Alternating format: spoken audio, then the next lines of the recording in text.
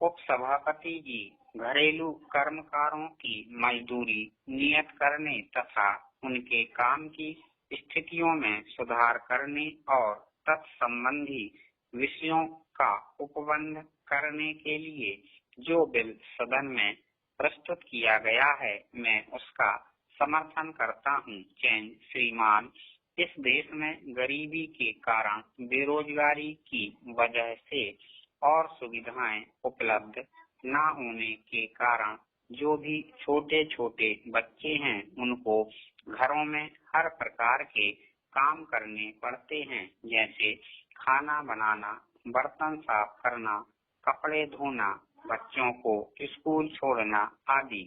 घरेलू काम के नाम पर उनको हर प्रकार के काम करने पड़ते हैं। तात्पर्य यह है कि मासूम बच्चों को इस देश में किसी प्रकार की सुविधा नहीं है, जिसके कारण उनको घरों में नौकरी करनी पड़ती है। घरेलू नौकर के रूप में उनका अनेक प्रकार से शोषण भी होता है। बहुत दिनों से यह मांग की जा रही है कि इस प्रकार के लोग संगठित नहीं हैं, इसलिए उनको शोषण से मुक्त कराने के लिए सरकार की ओर से प्रयास किया जाना चाहिए। इस बिल के संबंध में जो बातें विरोधी पक्षों के माननीय सदस्यों ने कही हैं, उनसे मैं भी सहमत हूँ।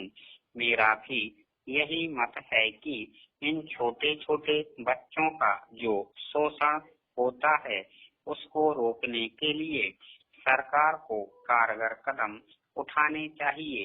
आज ही इस सदन में बाल श्रमिकों और घरेलू कर्मचारियों के शोषण के संबंध में पूछे गए एक प्रश्न का उत्तर देते हुए श्रम मंत्री जी ने कहा कि घरेलू बाल श्रमिकों को शोषण और अत्याचार के संबंध में कोई सर्वेक्षण सरकार द्वारा नहीं किया गया है तथा इस बारे में कोई वास्तविक सूचना प्राप्त नहीं है। फिर भी इस बात से इनकार नहीं किया जा सकता है कि सामाजिक और आर्थिक स्थितियों के कारण सैकड़ों बच्चों को घरेलू नौकरों के रूप में काम करना पड़ रहा है।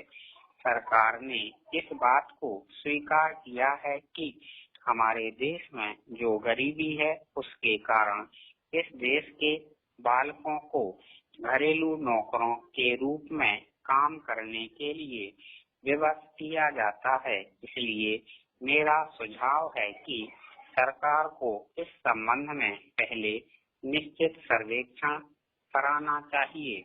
बहुत सी गैर सरकारी संस्थाओं ने भी इसका कोई न कोई सर्वेक्षण किया होगा। सरकार उनसे जानकारी ले सकती है। यदि सरकार स्वयं सर्वेक्षण कराए तो